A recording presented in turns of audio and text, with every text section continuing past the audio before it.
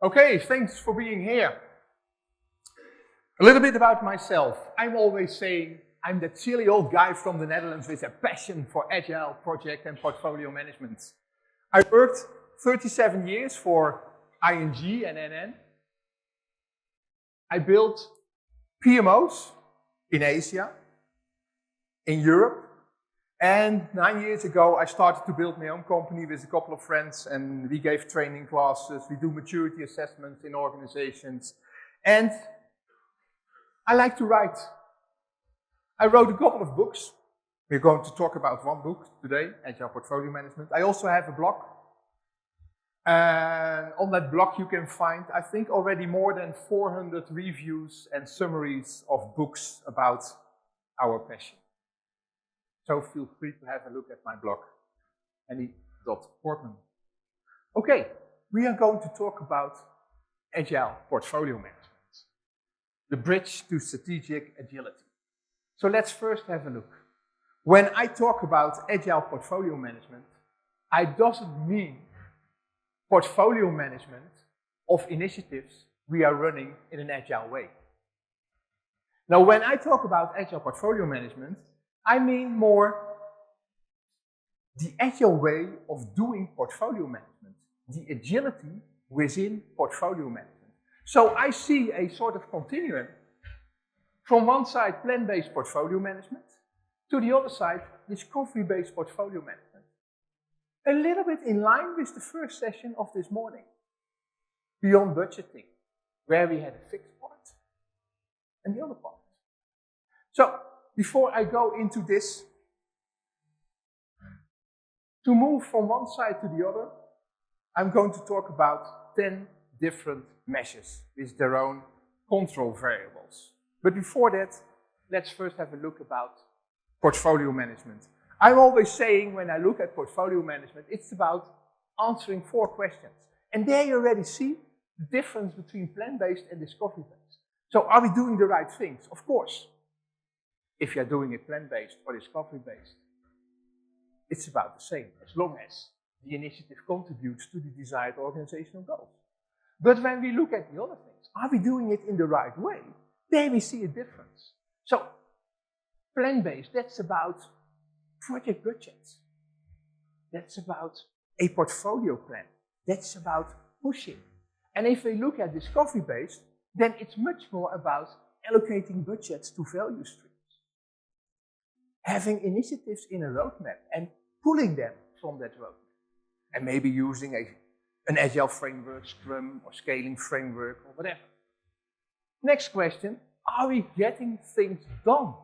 When we talk about plan-based portfolio management, we are focusing on highlight reports with those fantastic smileys. I always call them watermelon reports. So green from the outside, so we don't get the nasty questions, but red inside. These are plan-based highlight reports. It's about portfolio level aggregation with those sorts of things. But looking at discovery-based, there we look at reporting on outcome, on impact. Maybe we will have a obeya room to look at where are we standing as an organization. Are we achieving our strategic goals? And the final question is about, are we realizing this desired value? Plan-based, that is much more about we are doing our projects, we have finished our project, and then we start to look at, did we achieve what we want to achieve? So that's what I call post-delivery. When I look at discovery-based, that gives the agility, okay, I will focus immediately throughout the initiative. So this is a continuous valuation. To make sure if it doesn't add value, we have to stop that initiative. The sooner the better. Okay, so if we bring that into perspective, then we see 2 lines. We have a lot of initiatives, and we can choose plan-based, discovery-based, a portfolio plan or a portfolio roadmap. Plan-based, we are using temporary teams and validation at the end. And when we do it more discovery-based, we will probably work with, as I said, a roadmap, and we will have a quarterly review. We will have permanent teams, and they are continuously validated. And in between, we have our control variables to move between one and the other. Now, that's where I'm going to talk about today. So, looking at those control variables, you can find them here. So on one side, plan-based, and on the other side, discovery-based. And you have 10 of these. So talking about cycle time or result orientation, or the validation focus, or decision making. A lot of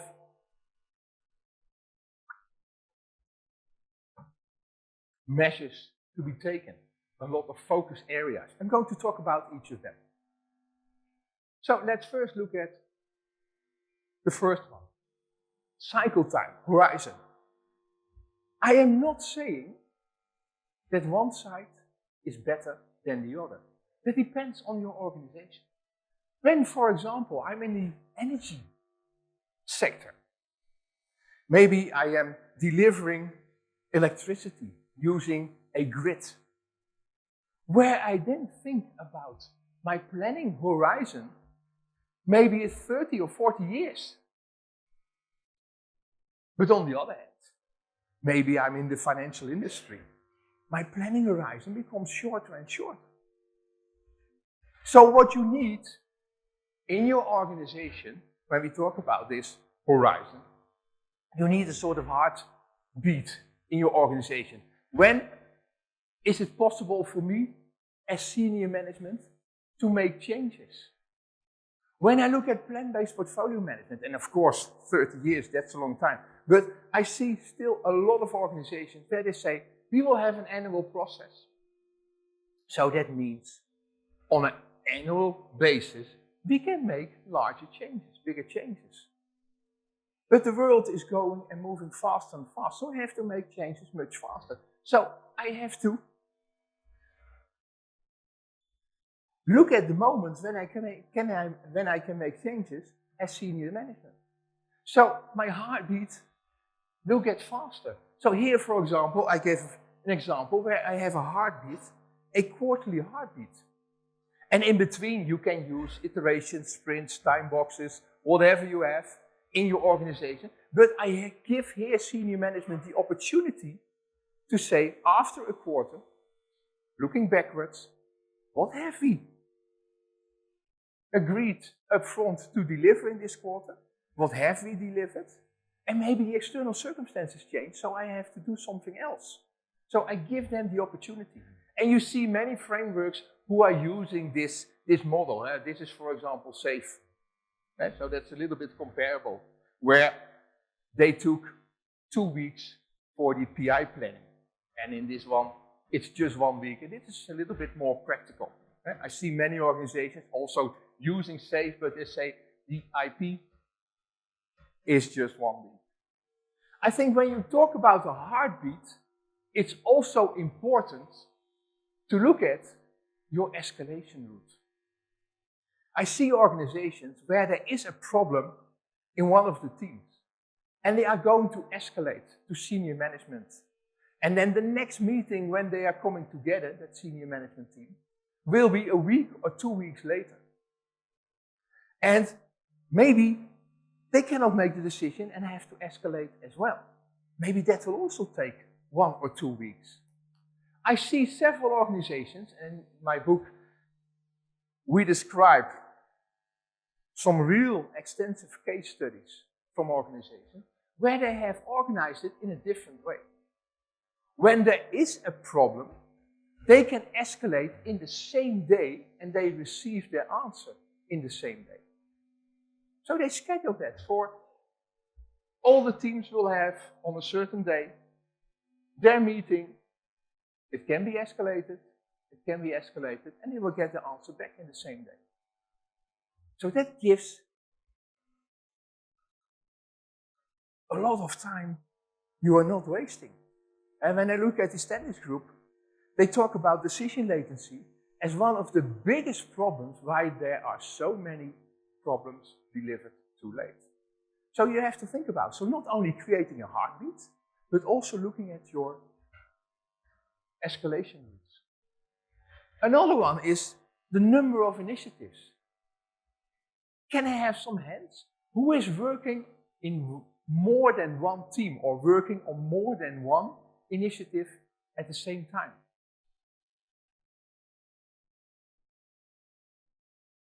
I see several hands. So let me share a story. At a certain moment, I became the regional PMO head for Central and Eastern Europe, and it was around 12 insurance companies. And the regional CEO came to me, Henny, we have a huge problem. We are not delivering our projects. So I'm so happy that you are here. Now you can train my project managers. And I said, let me first have a look what is happening in the organization. So I visited all those business units, and when I was there, I started asking questions, and I created a list of around 600 projects. And when I was creating this list of 600 projects, I was also asking, how many people do you need for this project? And I came back to the regional CEO and I said, Tom, listen, do you know how many projects we are running in your region? He said, sorry, Henny, but I have no clue. Then I asked, do you know how many people are working on those projects or we need for those projects? Again, he said, Henny, I have no clue. And then I said, now, maybe an easier question. How many people are working in your region? I said, yeah, I know that one. 4,000. And I said, you need 6,000 people to run your projects. And by the way, you have to run a business. So those people in your organization are not only available for projects, no, they have to run the business. These were 12 insurance companies. So this list is too much. We have to skip, we have to cancel projects. So we were looking at the list and we found initiatives without sponsors. We found initiatives just for the ego of senior management, but they didn't contribute to the strategic objectives. So we reduced that list from 600 to 150. And after a couple of months, Tom came to me and said, Henny, what have you done? What kind of training did you give the project managers? And I said, Tom, I'm not there yet. Huh? But we are delivering projects. And I think this is, when we look at work in progress, where I see a lot of organizations looking at multitasking instead of focus. That's what we need. If you want to improve your organization, have a look at the number of your projects. So, think about someone who is working on 2 initiatives. He's facing a big problem, a huge problem. It kept him awake during the night. And now the next day, he's going to work on, as agreed, another project, another initiative. What do you think? Can he switch off his mind? Not thinking about that problem that kept him awake? No, he is still thinking about that. So how productive will he be at that other project?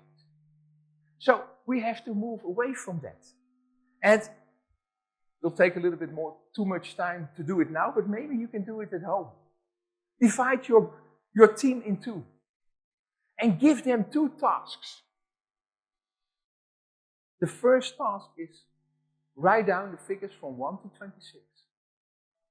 The second task is write down the letters of the alphabet, A, B, C, D, till Z. And then half of your group will do it sequential, 1 to 26, A to Z. The other group will do it in parallel. So they will write down 1A, 2B, 3 till 26Z. And then you say, raise your hands when you're ready. The group who is doing this sequential, so first task 1, then task 2, will do it 50% faster. 50%. And now, I'm replacing with those two very simple tasks with working on 2 projects. And don't get me wrong, I know people who are running 6, 7, 8 projects at the same time. So, 2 simple tasks, it already takes 50% more. What do you think when you're looking at more complicated projects?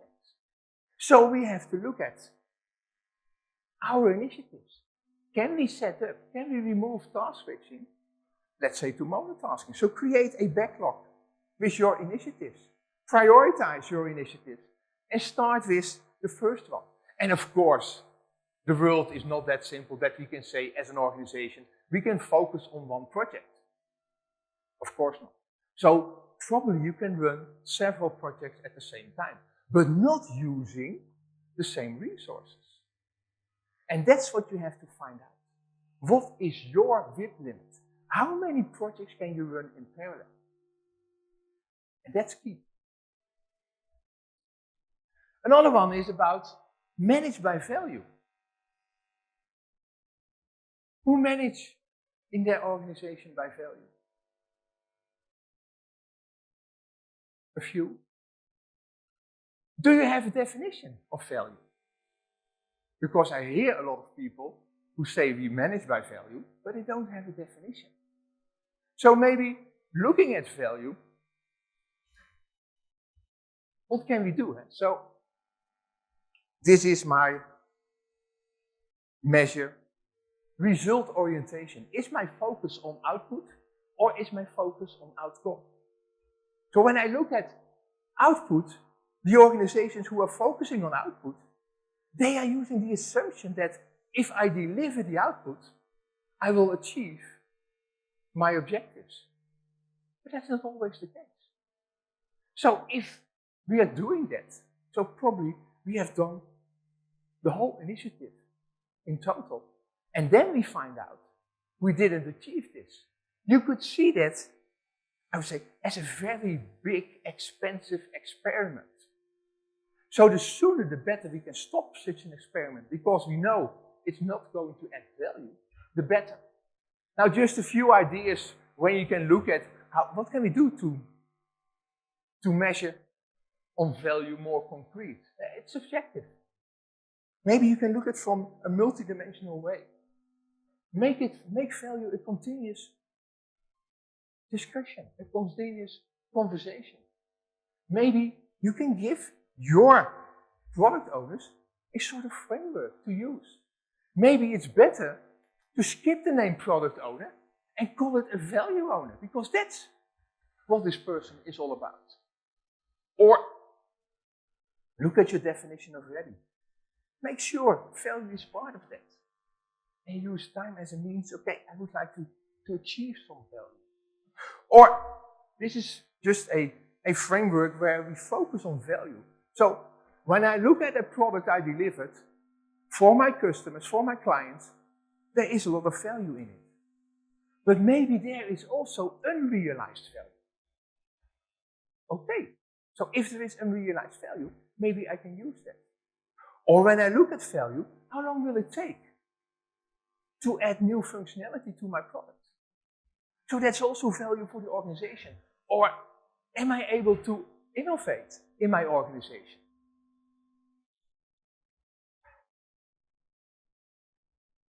Just a few examples. Another one is about my strategic options. So what's my strategy? Can I change it? Or do I have a fixed strategy with fixed decisions? Or I have a flexible strategy with options?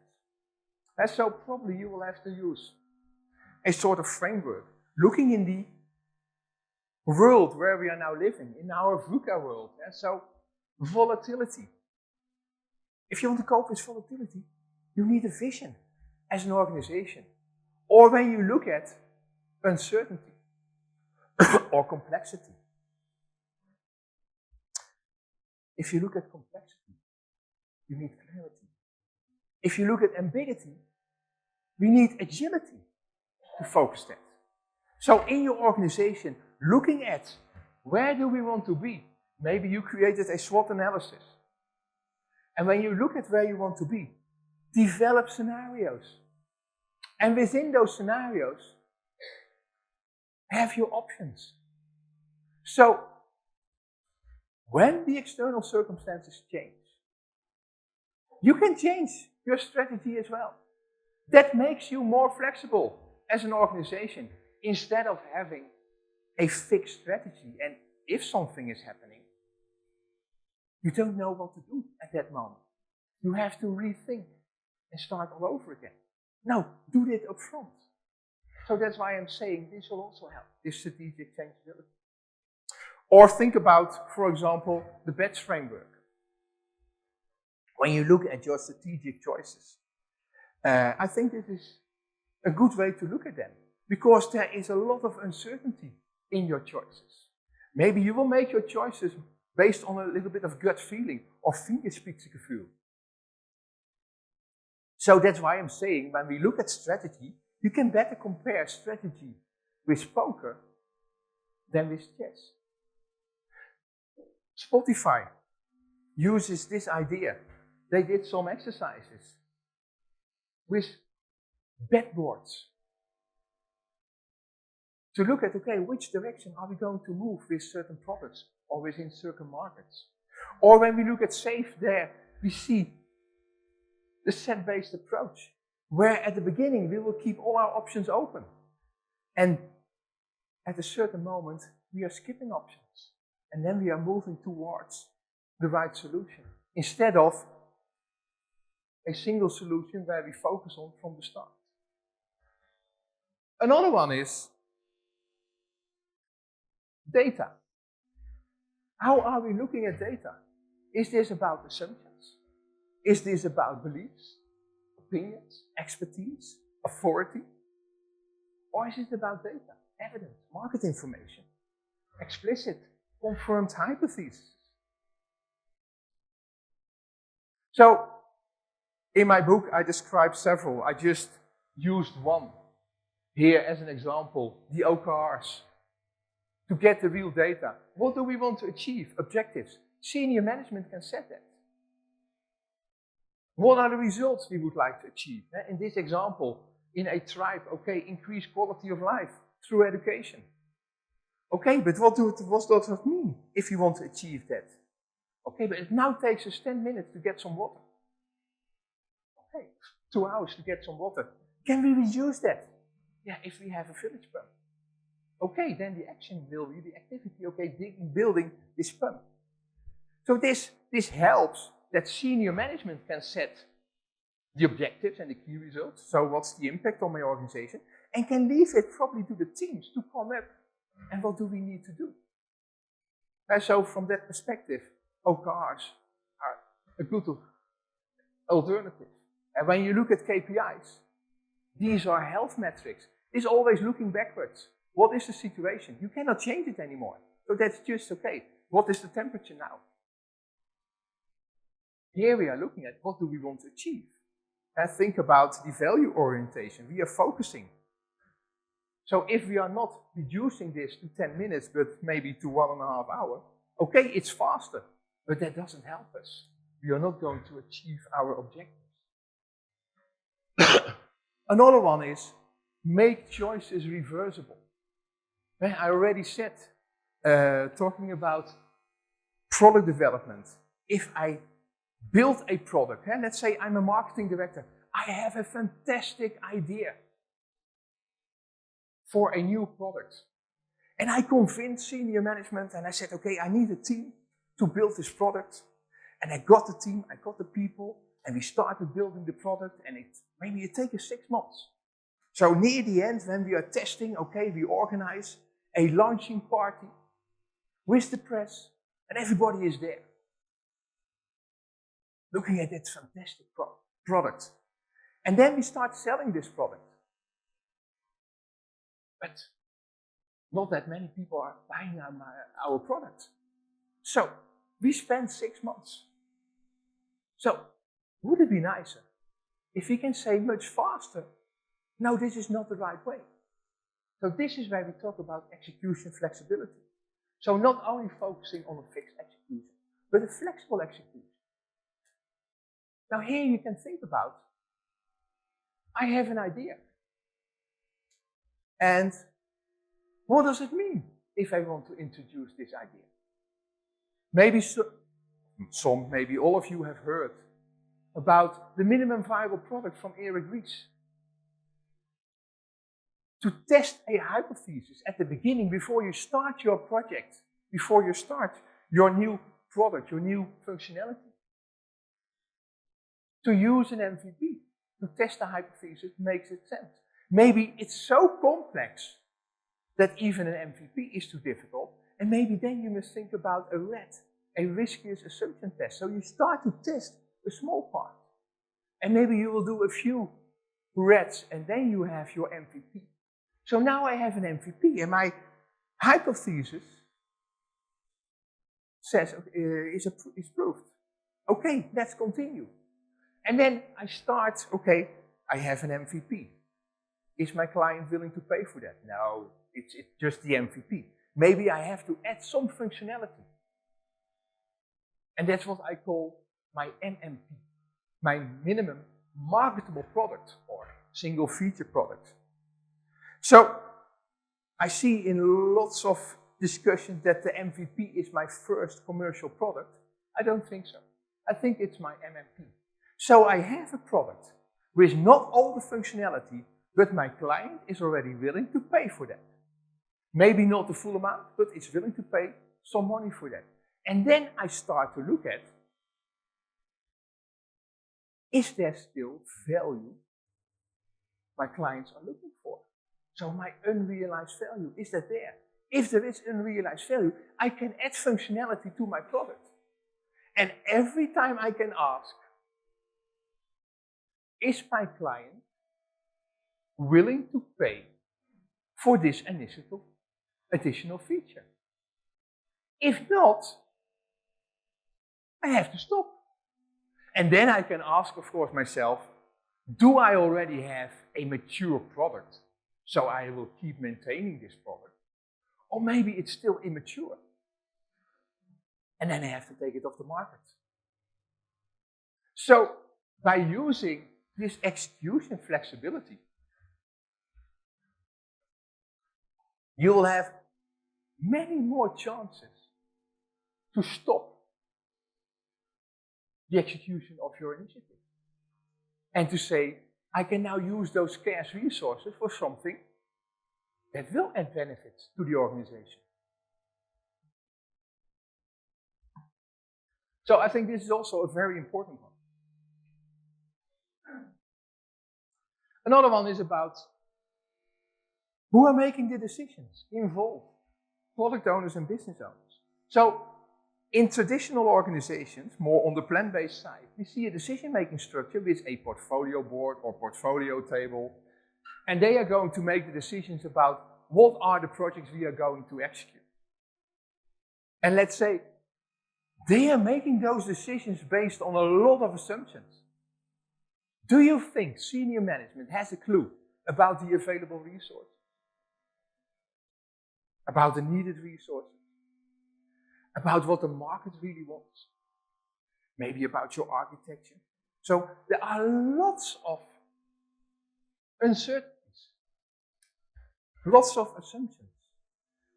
And they are going to make decisions. And if you look at the organizations, look at your own organizations, this knowledge is there. But where is this knowledge? Not at the senior management level. No, it's in the teams. With their business owners and their product owners.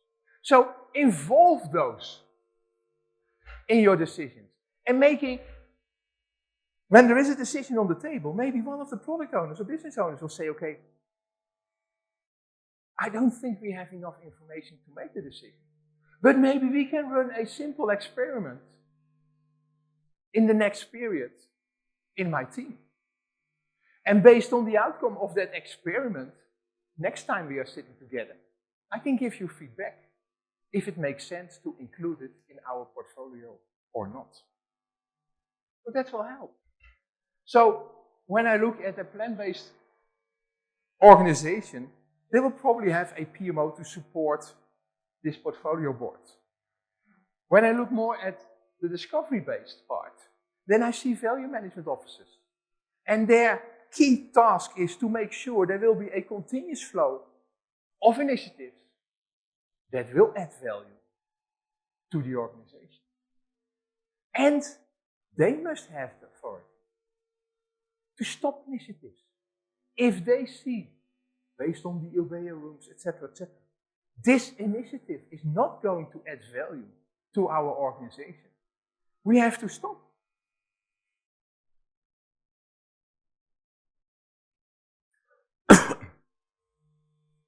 So, just a few differences when I look at plan-based portfolio management and a value management office. The plan-based PMO, that's about sequential, waterfall, etc. Discovery-based, that's iterative. To have many moments to say stop. The teams, temporary, plan-based, there we will have fixed teams. They are focusing on continuous delivery, where a plan-based team, okay, that's set up, okay, we have to deliver that project. Controls, phase gates, rigid approval processes, centralized decision making, detailed plans. When I look at discovery-based value management offices, it's about the value delivered. It's about alignment, limited financial direction. And think about the session of this morning, beyond budgeting. It's about dependencies between teams, but I will come back on that. It's about the batch size. So how large are my initiatives? The smaller my initiatives, the faster I can deliver. Looking at processes, that's plan-based is about compliance, predictability. Where we have discovery-based, okay, the teams have the flexibility to collaborate and stop or reverse. That makes your organization much more agile. Or looking at the metrics, document-driven products, milestones, Gantt charts, and all those sorts of things. That's plan-based. And on the other hand, here we look at batch sizes, lead time, cycle time, work in progress. Are we running too many in parallel? As discussed. It's about burn down charts and those sorts of things. And the last one, looking at the role. So plan-based PMO is about planning and control. It's about tracking and reporting. That's what they are doing. There you see the struggles and saying, okay, that sort of police, do we really need it? But when we look at the discovery-based value management office, that's about mentoring and coaching. That's about growing the organization, growing the individuals. That's about improving. That's maximizing value. That's what we need to have. So, wherever possible, start validation as early as possible. And so, what is your validation focus? Validate afterwards. And for some products, of course, you need that. Or can I validate continuously?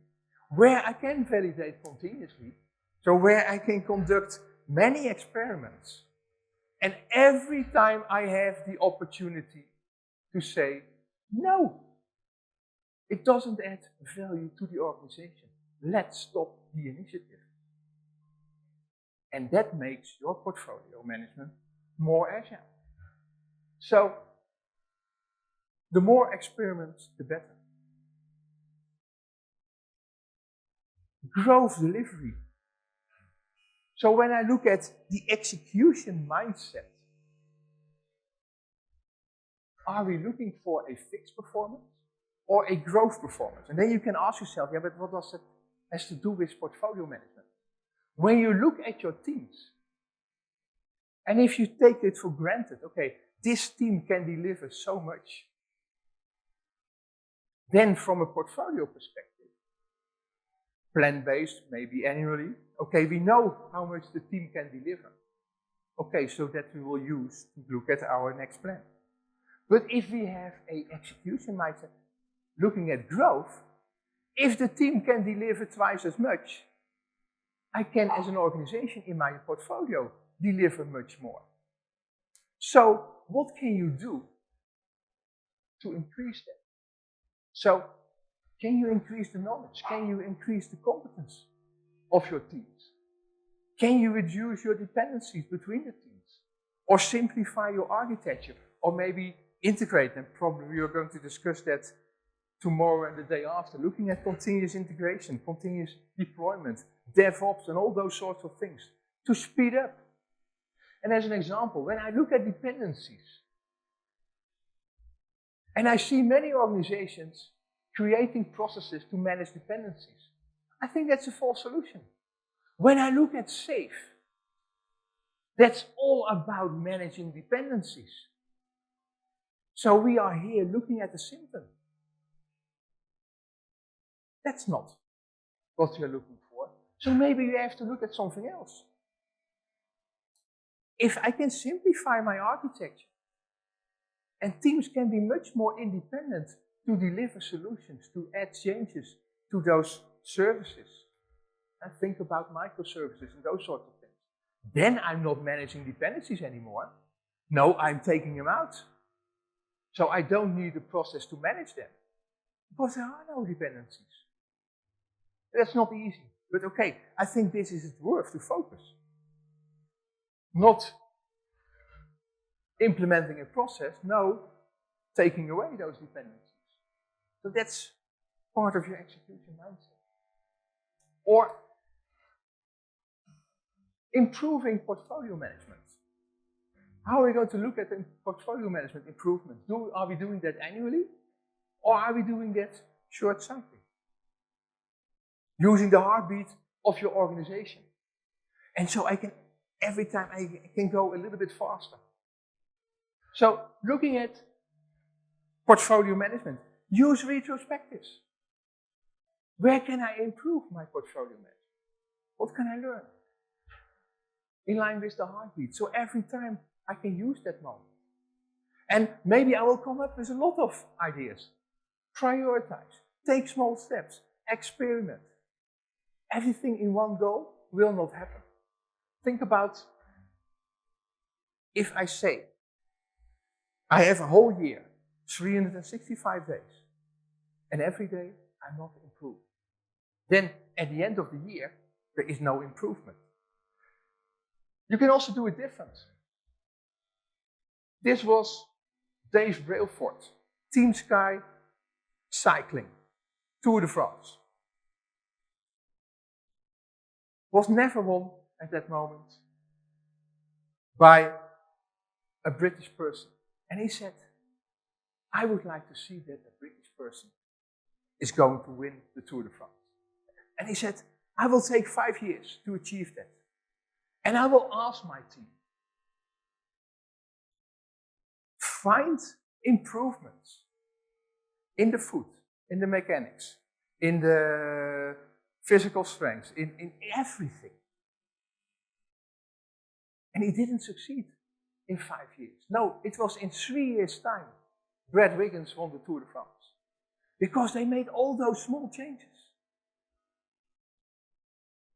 And every time it was going a little bit faster. So, if you say, every day I try to improve 1%, then after a year I already have 40 in total. So that's something to think about. Don't take big steps. No, take small steps. But do it continuously.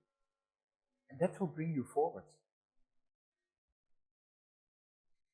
So if I look back at those 10 areas, with those 10 control variables, then you can ask yourself as an organization, where am I standing right now?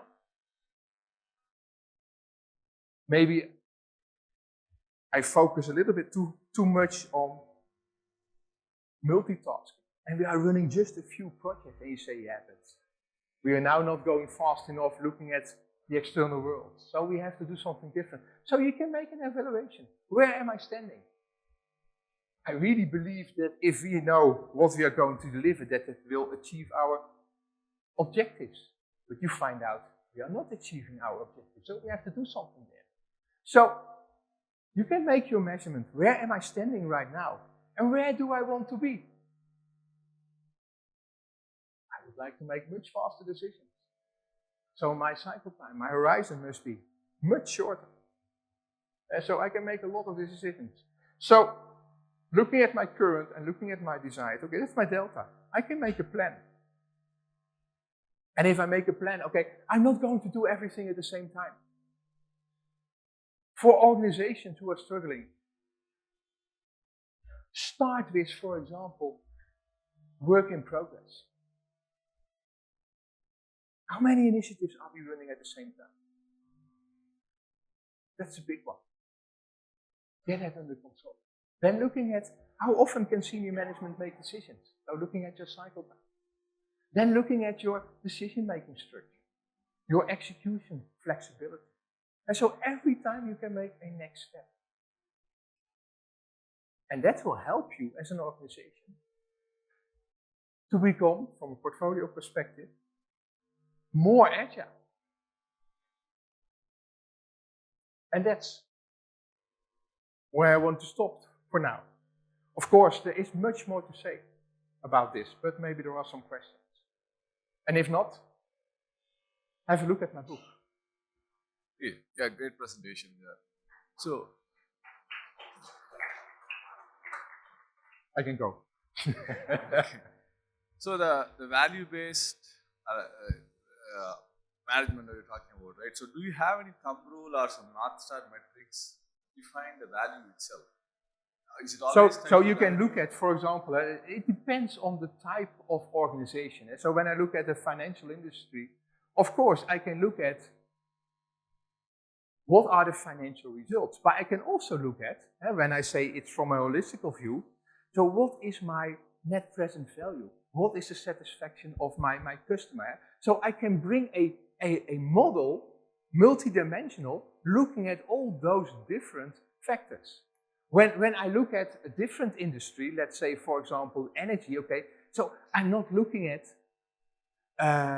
the return on investment. No, I'm looking at how often can my energy grid go down? Okay, so value is if I can reduce the blackouts till a certain level.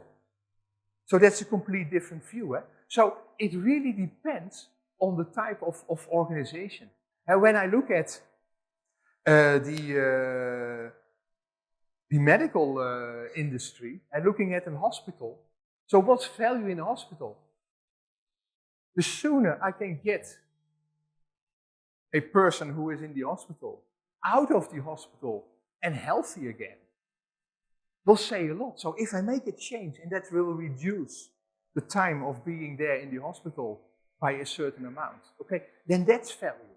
And so it really depends on the type of industry. Yeah? Okay, thanks. I have a question. So obviously it's a great talk and so much to learn. But I wanted to ask, when you had this model, when you created this model of these 10 factors, which ones weigh more than the other, or are they of the same weightage?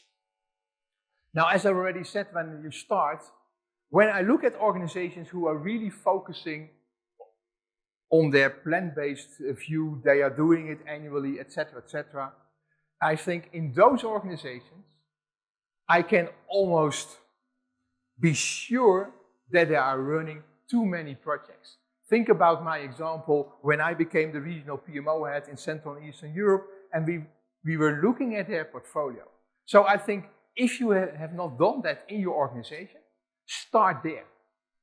Then looking at your organization, am I going to make decisions only on an annual basis? Can I improve that? Because now it's only after a year we come to the conclusion, this doesn't add value to our organization, that project doesn't, etc. Make this horizon shorter. And so that's another one which is important. And looking at your process, your execution process. If you say, if I start a project, if I start an initiative, if I start building in my team new functionality, new features, etc., and I will only measure at the end. And so it's a little bit of a logical flow to look at those. And then when your first one was there, and think about Goldratt with the theory of constraints. Okay, what is my biggest constraint? So in another organization, they are not running that many projects, but they are stick to their way of working. So looking at growth mindset is much more important.